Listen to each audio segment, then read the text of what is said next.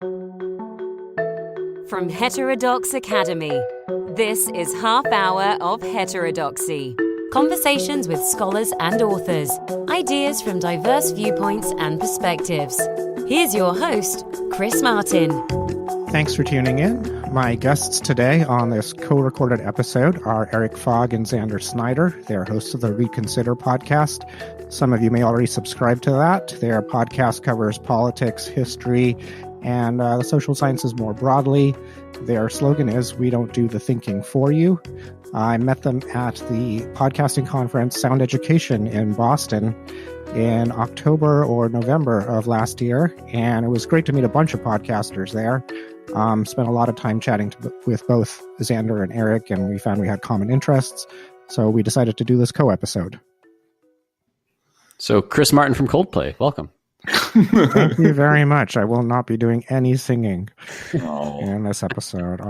Maybe next time. Maybe we'll have to get you on again then. Yeah, I can talk all about my marriage to Gwyneth Paltrow at some point. Sounds exciting. Let's just ditch the politics and thinking about the world and just talk about Gwyneth Paltrow for the whole episode. Whole Foods. Well, Half Hour of Heterodoxy, if you're a ReConsider listener and don't know much about Half Hour of Heterodoxy, it's an offshoot of Heterodox Academy. It's produced by Heterodox Academy. I and John Haidt and several other academics founded Heterodox Academy in 2015 to coincide with the publication of some papers that suggested that political research or research on politically loaded topics in the social sciences was being affected adversely by the fact that there was a lot of ideological homogeneity within the disciplines, especially social psychology. That was the big paper published by John and a few other psychologists. I published a sole-authored paper in the American Sociologist about the same topic. Nick Rosenkranz published a paper in Law. So since then, Heterodox Academy has been trying to make the academy a more welcoming place to people of different ideologies, people of different religions. And it's actually evolved into an organization that's trying to help students be better at listening to one another and being open to reconsidering some of their most cherished views in the light of new evidence and being less polarized. And since this is a joint episode for listeners of Half Hour of Heterodoxy that are not familiar with ReConsider, we look at different topics of the day and try to place them in a broader context, basically. So our slogan is, "We don't do the thinking for you." And the idea there is, maybe if you're familiar with a certain issue and you've heard narratives A and B and you like B more, B's definitely your narrative. We just want to tell you that narratives C, D, and E also exist, and that those are options and why people have those positions or have those opinions. And that's kind of it. Then we step back and do our very best not to advocate for any particular policies. And that's where we get our slogan. Yeah, our passion is actually taking people and shaking them by the collar a bit and getting them to sort of wake up from a bit of a fugue-like state they've had about a particular issue.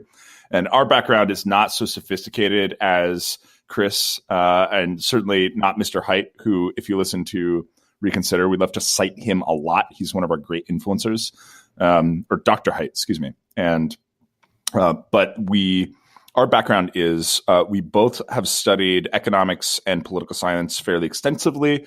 Xander studied economics at school. I studied political science, and then I got personally interested in economics, went and studied that. Xander got personally interested in political science and international relations, went and studied that. We both studied some philosophy. My career has involved being part of I started ReConsider Media, published a book called Wedged, and also very much influenced by Haidt. Wedged is about the tendency for Americans to choose political tribes and sacrifice their own thinking to that tribe. And decide collectively that issues are much more divisive than they really are, and much more divisive than each of us really feel about them. Wedge talks about why that happened, how that happened, and sort of proves that it's happening, and a little bit of what you can do about it. And Xander's background. Yeah, my background was in economics, so I studied that first, went out, worked in finance for a number of years, started a company, in the energy efficiency space, and now I have shifted full on into the international relations realm. I work for a company called Geopolitical Futures, and we look at big picture stories about the international system, where we are in history, where things are going, and why. And I joined Erik at ReConsider to work on both some written and podcast efforts back in 2015, and our passion is talking about why people might be focused on one narrative or another, how tribal affiliations influence those narratives, and that's what we talk about. So when we had met Chris, he had a really challenging couple of questions for us, and I want to turn it over to him to sort of set us up for this talk today. So my questions were, I don't recall the exact wording, but my questions roughly were, if you're trying to not do the thinking for someone, how are you sure you're not really doing the thinking for someone? In other words, you are basing your decision to just cover some topics on the basis of some values, and you certainly value, say, truth over falsehood. So how do you occasionally step back and say, are we really not doing the thinking for people? Fox News at least had, I don't know if they still do, a slogan: "We report, you decide," right? Which is pretty similar. We just give you the facts and you get to decide what to think. And Fox News' reputation is not particularly one of being an unbiased source of facts. And regardless of how you feel about Fox News, just generally the majority of Americans do not think that it is unbiased, right? They have a reporting bias. Yeah, I think we can confidently say it is biased. Right. We can actually study that. Yes. So we can also show that, that by reasonable metrics, it is quite biased. And so the reason, and so I actually occasionally have had moments of angst and consternation over our own motto, because of that, because it harkens back to disingenuous bias, right? It is so much better if you have a bias to know it and to be forward about it, and declare, like, look, this is what I believe is true. This is what I think is important. I'm going to try to make a case for it. And that way everyone knows what they're getting themselves into, and you aren't being intentionally deceptive at that point, right?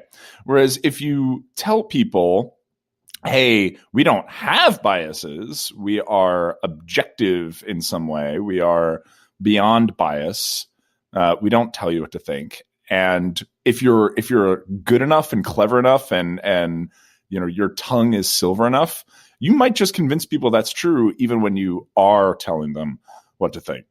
And so it's very dangerous ground that we play on. And of course, I've read enough of Haidt and a bunch of other people to know that no human is without bias, right? Of course, I have biases. And it's not even just biases, because bias implies like a mental. It's not a flaw, but like it is something that influences reason, right? It's something beyond pure reason. You have a tendency to believe that something is true or want something to be true, even if you don't. Or even if like the facts in front of you would not lead you that way. That's kind of what bias means. And there are all kinds of biases. We list them in our show. But of course, not only do I have biases, but I have things that I believe are true, and that, I'll see other bits of evidence and I'll still continue to think that the thing I think is true, or I'll change my mind and then I'll think that's true as well. I'm not without a set of, as Chris said, values, or a set of of things I think are true.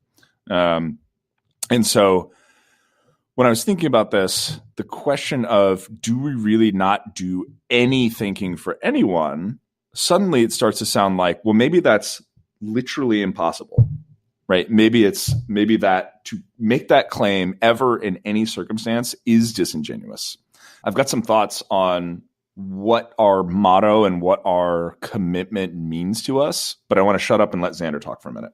I mean, I agree with a lot of what Erik said. I think Chris, I haven't studied cognitive biases in as much of depth as you have, but I read Kahneman, and I know that if you approach the subject of cognitive biases from a fairly critical perspective, then it's actually impossible for no one to be biased.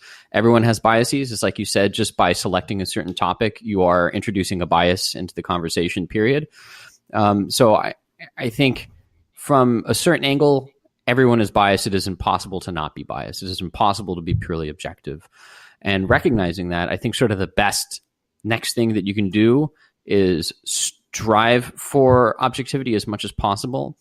And some of the ways we do that on the show is we do quite a lot of work before each show, doing the research and challenging one another in terms of sort of what we want to talk about and how we present issues.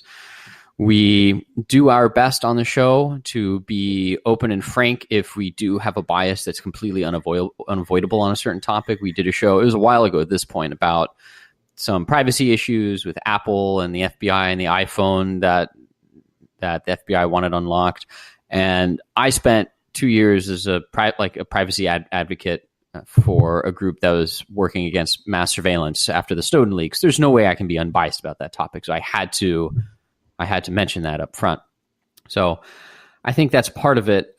In terms of striving for that next best thing, I think what you can do is just try to represent what people think, what narratives are out there, why those narratives are convincing for different sorts of people, and how the data that you have at your disposal for discussing those issues could be leading you to misrepresent one thing or another and introduce some degree of probability or uncertainty around the topics that you're discussing whenever possible. The one thing I want to say on this that I think is true is that, of course, everyone who listens to us is going to be infected with some sort of bias. And we have our own window of stuff that we think is reasonable, and we have a window of stuff outside of which we think is unreasonable, and we sort of don't even, we don't even broker. One thing we don't do that people, if I introduce the concept, will accuse me of before they've heard the show is, oh, you present what the left thinks and what the right thinks, and you say, see, both have equally good points,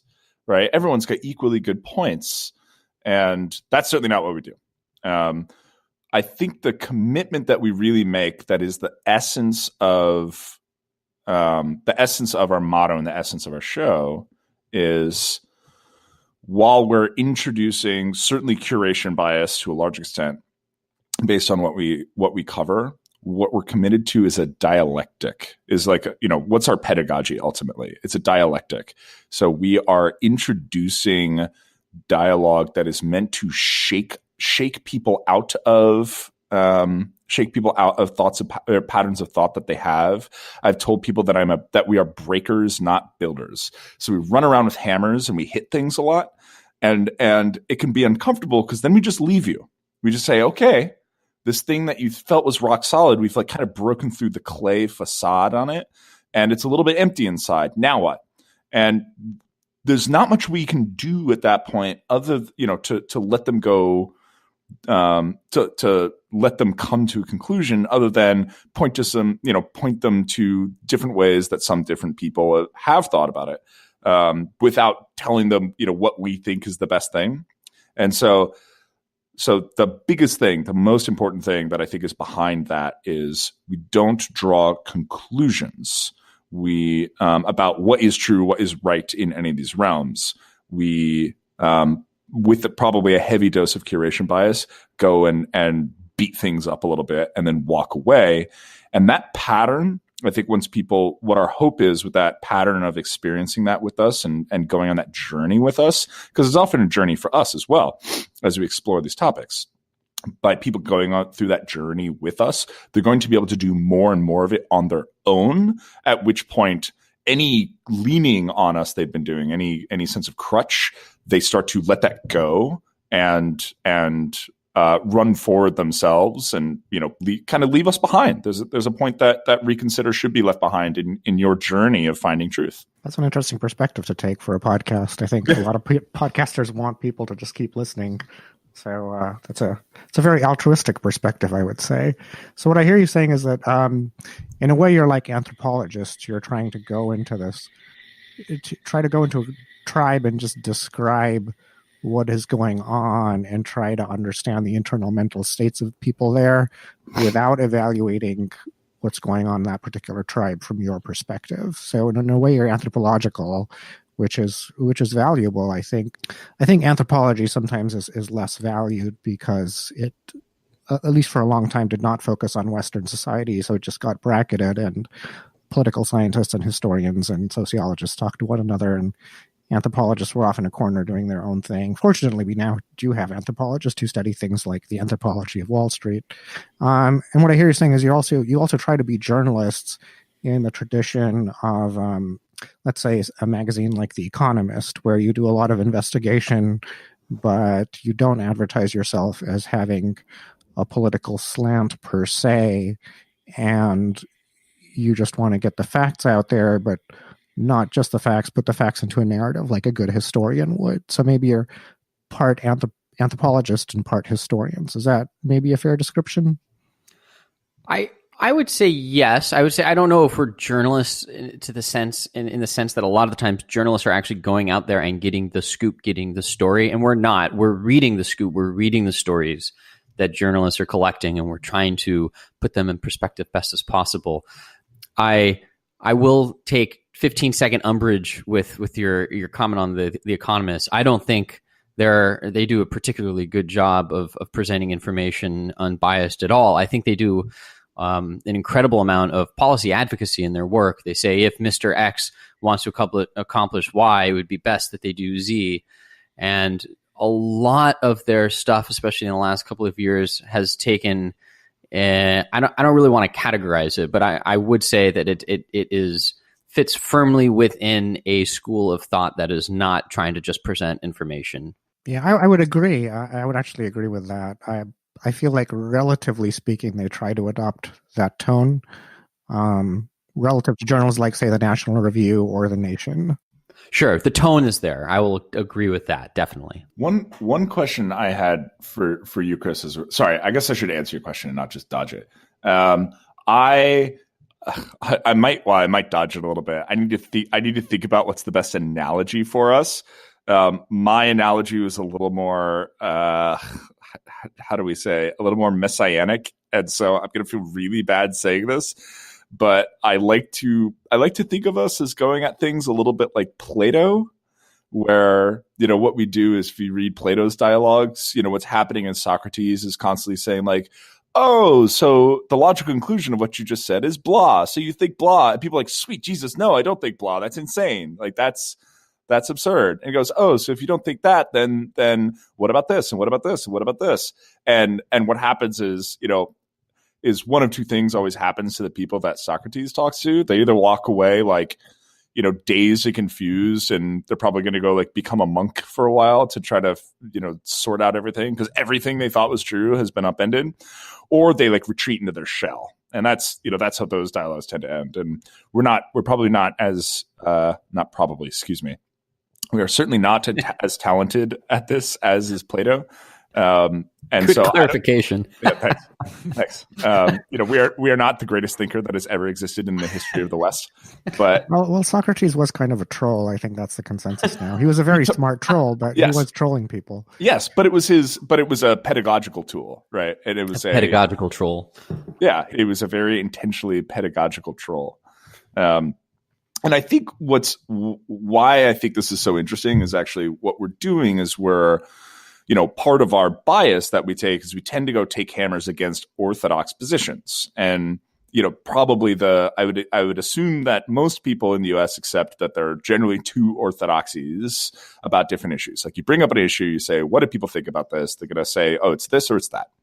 And so we're like running around banging on that. And there's some risks that we're necessarily advocating for the heterodox positions, which in the US are, legion but tiny. And as I was thinking about this show, Chris, one of the things I wanted to think about that I think you actually hinted at early on was that when we're talking about heterodoxy in US politics, I think the first thought a lot of people are going to have is external heterodoxy, where they go, I'm a conservative or I'm a liberal. we are right. And then there are these like weird people that think weird things who are the other side, right? They're either red or they're blue. They must be heterodox. As I revealed, I think these are the orthodoxes, and that there are these literal heterodoxies like greenism and libertarianism and communism and and white nationalism and all this stuff. I think you come at the notion of heterodoxy from a much more positive angle, and you see this as powerful. And I think you see internal heterodoxies as useful. And I want to understand that better. I think that's an interesting point. My brain is sort of going in two directions at this point. I mean, I think one interesting question whenever you approach these topics is, are you talking about psychological facts, or are you talking about the concrete stuff that's happening on the ground right now? I mean, when it comes to psychological facts, I think you could take a time machine, go back to any point in time, and find people who are roughly liberal and roughly conservative. I know those terms the terms left and right became much more common after 1789 and the French Revolution. But you can go back further and see people who are, in retrospect, we might call them relatively liberal or not. Like Socrates, for example, I think would be considered sort of liberal or even radical by challenging a lot of conventions and ultimately being sentenced to death for them, although you could have a Socratic debate about even that. So when you take these psychological dispositions, we know there's a personality trait called openness to experience and another trait called conscientiousness. And in general, people who are kind of high in openness to experience and kind of lower in conscientiousness tend to be liberal, and vice versa. So I think it's important to understand that people are going to bring these psychological lenses to situations, even if they don't necessarily form tribes. So we look at maybe the period from about 1940 to 1980 as this Cold War consensus area where Democrats and liberals had much more in common. But even then, you could see that liberals and conservatives in each party, and the parties were more heterogeneous at the time, were bringing different lenses to things. I think where things get risky is then you have to look at a particular point in time, like right now, for example, if you look at the current incarnation of the Democratic Party and the current incarnation of the Republican Party, which is not representative of where they were 100 years ago and not where they will be 100 years from now. I think you can fall into this trap of both-siderism and wanting to say, well, there are these psychological lenses of conservatism and liberalism that people bring, and they bias everyone. So therefore, half of what the Republican Party is saying is probably true, and half of the points that the Democratic Party are saying are probably true. And then that's where things get risky, because we actually know that's not true right now. Does that make sense? Yeah, and I think the Eric, what is the term? Like false equivalency, like just yes, yeah, that's the word we were looking for. I don't think either of us think that that's accurate. I think you can have, I mean, forget that Democrats and Republicans exist. We don't live in that world. We live in a world where like Snoggles and Biff Darts are the two parties. I don't know. Those are the first sounds. Death to Biff Tarts. Snoggles 2020. See, tribes would emerge almost immediately. It is entirely possible that Biff Darts lie about 95% of things, and that they just don't represent things accurately. And maybe it's because, it's like all of the media is controlled, all the Biff Dart media is controlled by like a party of 8 that controls all of the content that goes out, like Soviet style. I don't know, but this is an extreme hyperbolic example to make the point that no, of course, just because there are two parties does not mean that they share truth equally. That doesn't make sense.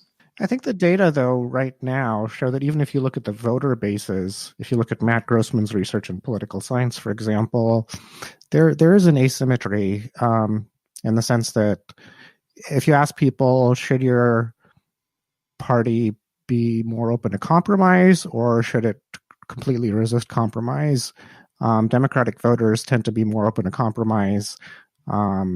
Republican voters tend to not be. It's not like a 80 percentage point difference, but it's a pretty substantial difference. If I recall, it's about 15 percentage points or so. So right now, if you think of Democratic voters as your one tribe, they really are more open to compromise. And to just take another issue, the issue of fake news as well, if you look at Andy Guess and Brendan Nyhan's research, fake news is mostly an older white Republican phenomenon of a set of voters forwarding fake news to one another in that circle. So again, it's not that Democrats are forwarding fake news to each other and Republicans are forwarding fake news to each other, and that there really is more, at least as of 2016 to the present, I'd say there is more fake news on the Republican side. I think we know that with a fair degree of certainty.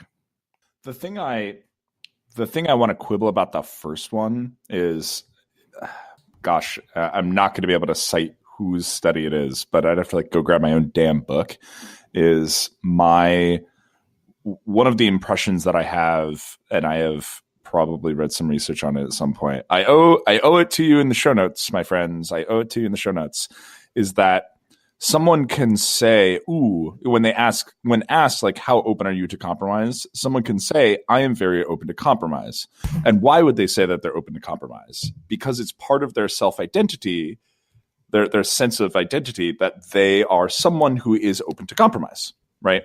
And it is one thing to say it and another thing to do it. And I have, what I would quibble with is depending on anyone's. Now, it doesn't mean it's not true, but I would quibble with is depending on anyone's self-reporting of their preferences in a poll. Or even in public or something like that, because they're saying it because of it's a sense of who they think they are. And then the question is going to come down to hey, are they actually going to do it when the rubber hits the road? Because we go, we're open to compromise, except with those maniacs in the other party.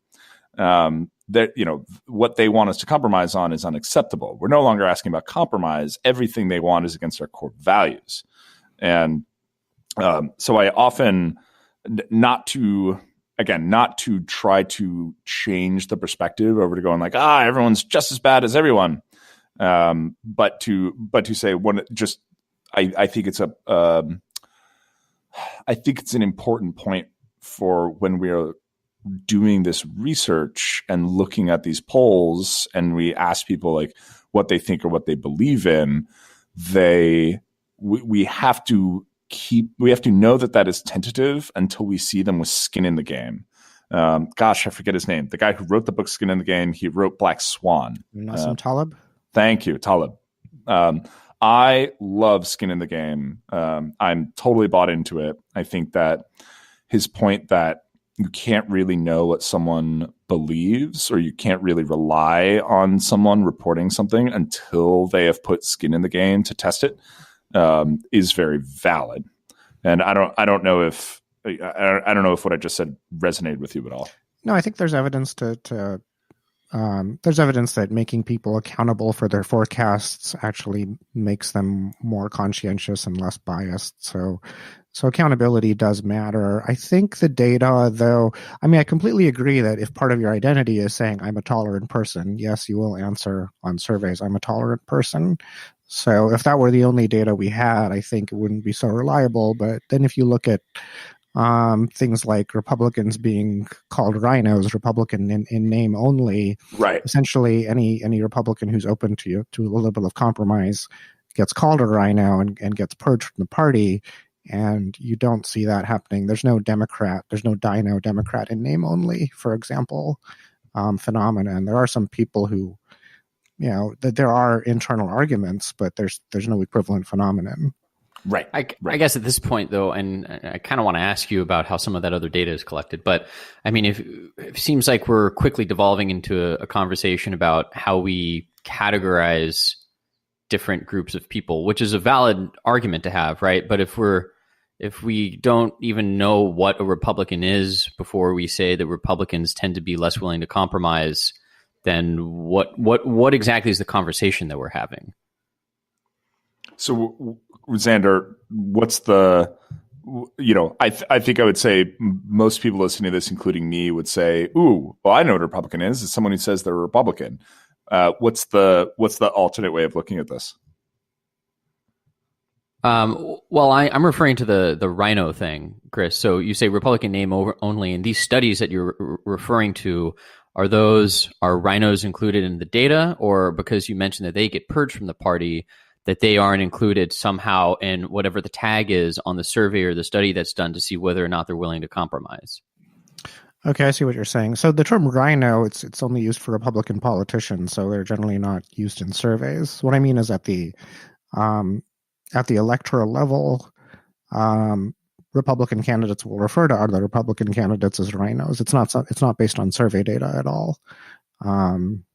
Or media figures who are Republicans or conservative, like on Fox News, might refer to someone as Republican in name only. I mean, you see this phenomenon of within the Republican Party of valorizing extremism, starting with Newt Gingrich, and so you get people follow the strategy and then get eaten by the strategy like itself. Like Eric Cantor, for example, portrayed himself as a radical who was going to shake things up, and then someone portrayed himself as more radical than Eric Cantor, and Cantor lost his primary or his seat. I can't remember if he lost in the primary or the general. So you see that phenomenon of I'm going to be even more extreme and less compromising than you. Dating to Newt Gingrich's strategy of just trying to say we're not going to be accommodating, and our message should be we're going to throw the establishment out because the whole establishment is corrupt, and we need new radicals to come in. And you see that cycling into some of those radicals just being eaten by that strategy. So your entire project, the Heterodoxy project, or Academy, excuse me, Heterodoxy Academy. It's Heterodox Academy. Heterodox Academy. Thank you. Yeah. One of the things you hinted at earlier that I'm really excited about is that, the cabal of y'all guys that have gotten together here, they see a path forward as encouraging more heterogeneous thought within a party, or at least that was within the parties, within a party, or something like that. That was the hint I got from what you'd mentioned earlier, and I'm excited to see you, or I'm excited for you to elaborate on kind of what that mission looks like, because for a lot of reasons. I would say our mission is, we started out being more research focused, and now I'd say we're more teaching focused. So the research focused side was, I'm not talking about party elites of politicians, just talking at the academic level. If you have a lot of people from one ideology, you're not really going to be aware of facts that falsify the research you're talking about, and certain things are just going to become taboo. So even if you have research to support certain arguments, it's just going to be taboo to even bring up that evidence. So that's going to be, the whole project of research ends up getting corrupted or not being very effective, or as effective as it could be, because you're not using all the data that are out there. You're not touching certain issues because it could be taboo, and you lose the respect of your discipline. And now we're more teaching focused. So now we're more focused on within the academy, how do you get undergraduates to be open to the fact that they might learn from people who differ from them in terms of their ideology. I think because college attracts a certain, most colleges attract people who have a certain degree of intellectual curiosity. I think most students actually come into college wanting to learn these things, but then there are forces within college, some political forces, and in colleges it's typically left-wing forces that suggest that really there's this war going on, there's a political war going on, and you have to be on one side of that war to defeat the other side. You often see terms like allies being thrown around, right, which is a term you would use in a war. And, there might be times in post-college life when that, I don't want to make general statements about post-college life, but when you're in college, I think it's important to figure out how to get people, regardless of who they are, to be intellectually curious and figure out, sort of the way you figure out how to have these dialectical arguments with people, rather than making your whole college experience about purifying your college population and expelling anyone who doesn't have certain beliefs. Well, I remember President Obama made a speech at, I don't know which college, the guy's given so many speeches, but it was certainly like related to, I think, some of this phenomenon that you described of purification and like, using shouting or like, using sort of making someone socially uncomfortable or socially ostracized public shaming, other tactics like that to silence them, to silence unacceptable thought. And I think if I remember correctly, this case was from the left. He came and gave a speech where he said, look, you should be able to win with your argument. Like, you have a better position. He's obviously a Democrat, so he's supporting a lot of these people and saying, you have a better position. You out-argue them, right? Like, show why you're right. And I don't know. I found that a little bit heartwarming that the idea is to talk about it rather than shame unacceptable thought into oblivion. So my,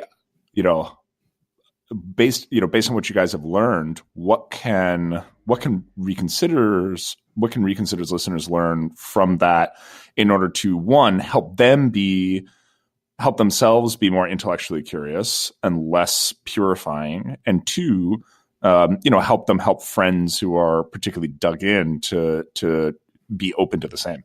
Are most ReConsider listeners college age, or are they mostly older than that? All over. Yeah, all over. It's shocking. We have hey, ReConsider listeners, we never told you, but you were shockingly diverse. Congratulations and thank you. We love all of you.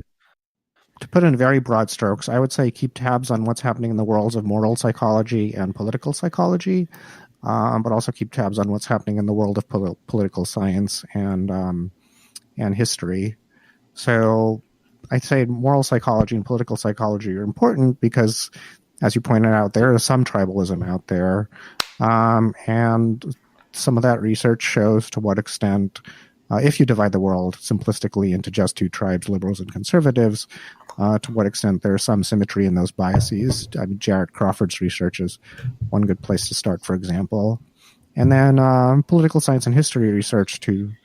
I think that's valuable for many reasons, but one is to figure out, to understand propaganda better. Because I think one of the things you don't get from psychology is understanding propaganda. So also understanding that there's some perspectives that are basically people being paid to spout lies, but do it in a way that sounds very sincere. So you have to keep both of those things in mind at the same time. Okay, now I have two questions for you. If I need to repeat one, let me know. The first, talking about how people could go about becoming more informed about history, becoming more informed about these issues of propaganda. I know lots and lots of very intelligent people whose profession is not in this industry, who nevertheless are concerned and care about the world. And even for people like me, who it is my profession all day long to read about world events from different perspectives, to understand what's actually happening, to try to distill the facts from the way that it's being told, it can be extraordinarily difficult. And I spend 10 to 12 hours a day doing it. So my first question is, how can your non-professional who wants to be as well-informed as possible, recognizing all the challenges that you just pointed out in terms of trying to distill all of these different perspectives from all the different sources that are out there, go about doing that? And, how about I'll just leave that and I'll come back to the next question after. I mean, I think that's a really, really challenging question. One of the resources that we've created that's now its own thing is Project Open Mind, or the Open Mind platform. And was created for professors to use in classrooms, but now it's customized so you can use it in a religious institution, or an industrial or business setting.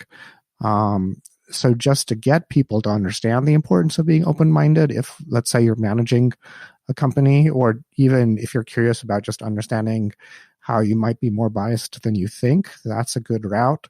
But your specific question is more about, once you get past that point, how do you make sure you're getting a certain degree of heterodoxy in your views? And I don't know if there's a simple answer to that. I would say if you're, let's see, somehow only getting your news from Fox News, or only getting your news from one single channel, you're probably doing a poor job of it. I think one thing that is good about the world now is that there are various podcasts. Some of them are left-wing leaning, some are right. There's a really good one partly because the Weekly Standard is no longer in business. A lot of people who wrote for them are now doing their podcast called The Bulwark. So I'd say you should subscribe to a podcast like that, and then maybe subscribe to Chris Hayes's podcast if you're in America that, is purely about American political issues. That might be one good way to do it. Ultimately, there's no substitute for doing the research, and I don't know how we're going to have a world where people have 12 hours in the day to do as much research as you're doing. I mean, what would you suggest? Oh boy, yeah, turn it back around on me, will you? It cuts both ways. I think you're right.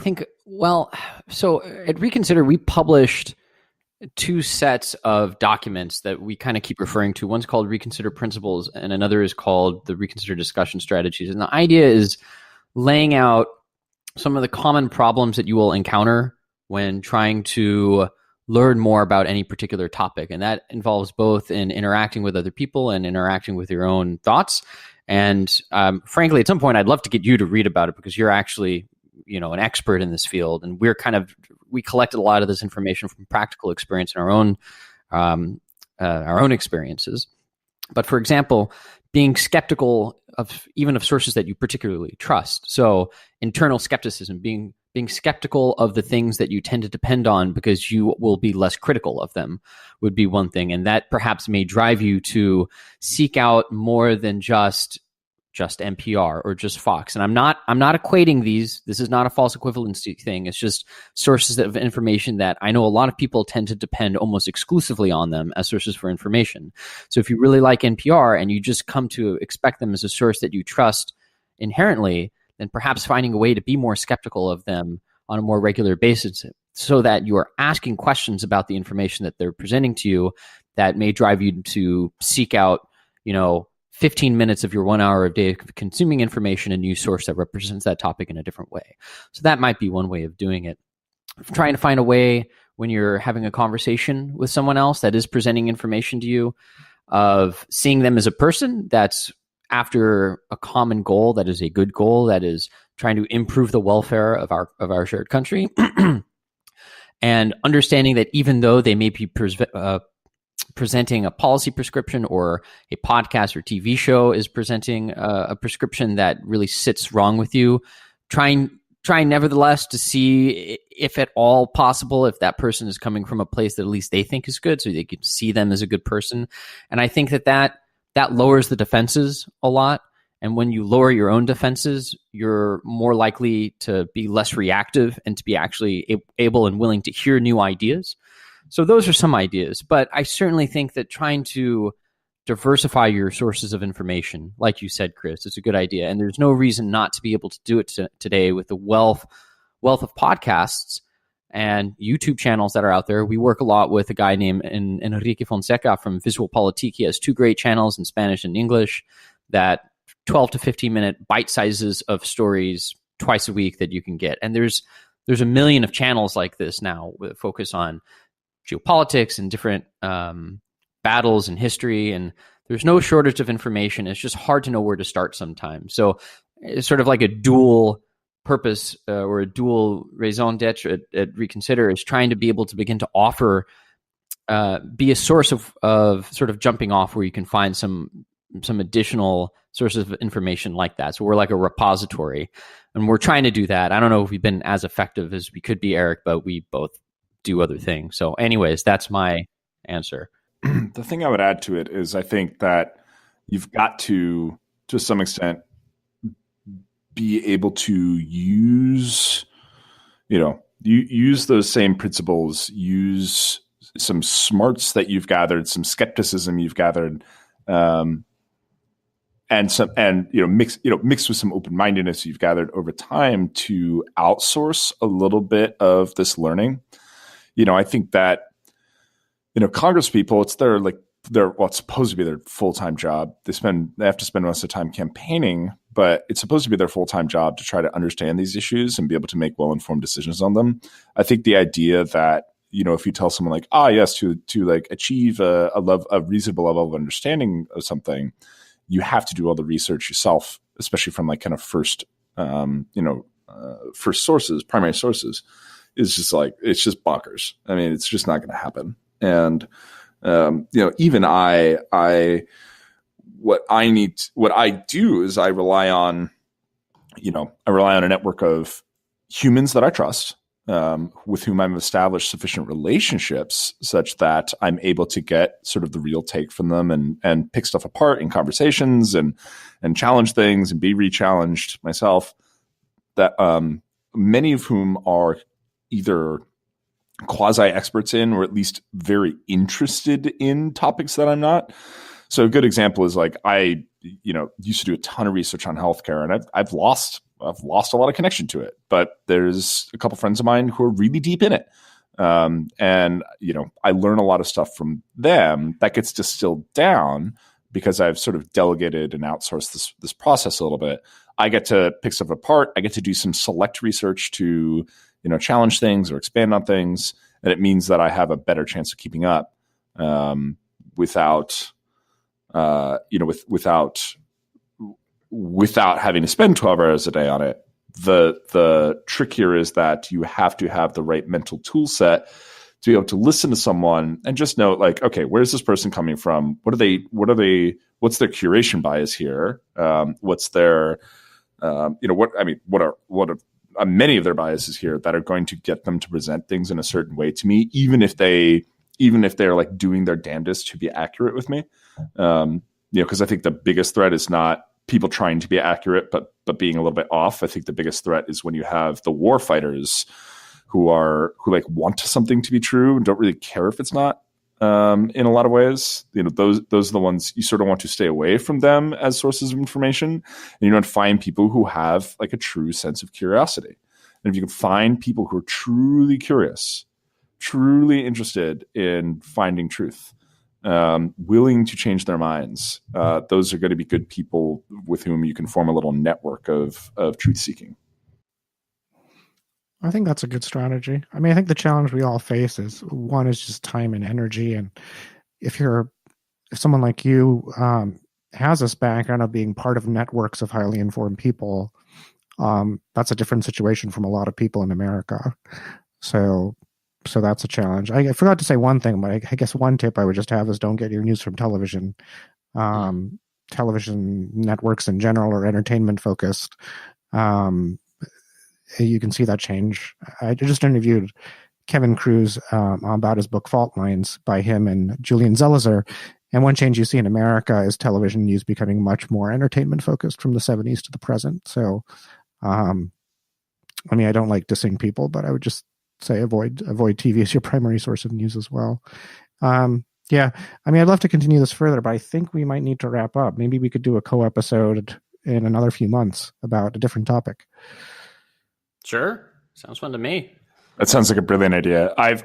What's great about this is I think I've left with a lot more, we've closed the loop on absolutely nothing. Right? Exactly. We have just like cracked a bunch of eggs open. So you've succeeded at your Socratic attempt to just raise questions. Yeah, exactly. And, thank you. What stuff I'd like to follow up on includes, let's talk about the change in news media, how that happened, why that happened. That's something I've written about and love talking about. I would love to talk about sort of the challenge of truth finding. And I think we owe a little bit more on our challenges and methodology as well here at ReConsider. What's so hard about it? Because it's something we don't talk meta much on our show, right? We don't talk about the show on the show. But I think it is valuable for people. In particular, I think the most valuable thing we can do for our listeners that we don't do enough is challenge them to be skeptical of us. Sure. I can get behind that. I think, if we're laying out follow-up questions that I'd like to discuss, I do want to come back to the notion, this was the second question I didn't end up asking, of how to reach people who may be intellectually curious in a way that doesn't get screened for college applications, or who perhaps don't have the opportunity to access college, and how to engage with people who are curious or creative in ways that are maybe not seen as standard within like the college profile sort of way. Because clearly all of these people are also involved in national politics and regional politics. So next show, Chris. Sounds good. I'm glad you picked a topic. That takes work off me. Yeah, exactly. Awesome. Well, from our perspective, it's been, we're having each other on each other's shows here, but this has been a ton of fun. It's great when we get to interview experts because they're like, yes, like based on all my research, like here's what I know is true about this really thin thing. It's a special pleasure to be able to, get in it and crack some things open with someone else who thinks about thinking. Because it's hard, isn't it? So I've really enjoyed it. I really look forward to the next one. Chris, thank you. Thanks. Take care.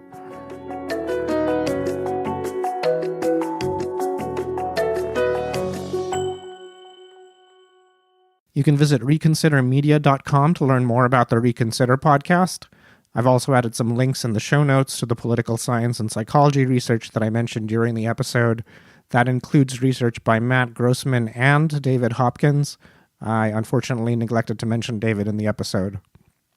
Our next episode will feature Deb Mashek, the director of Heterodox Academy, and Musa Al-Garbi, our communications director.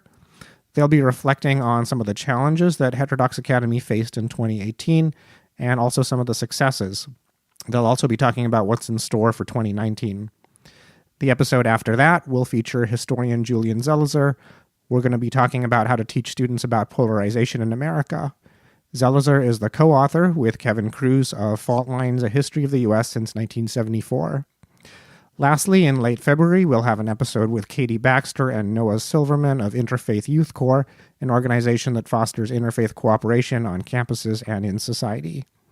If you have any comments about today's episode, you can contact me at podcast@heterodoxacademy.org or tag me on Twitter at chrismartin76.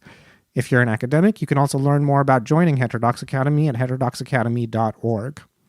Thanks for listening. This podcast is produced by Heterodox Academy. Find us online at heterodoxacademy.org, on Twitter at HDX Academy, and on Facebook.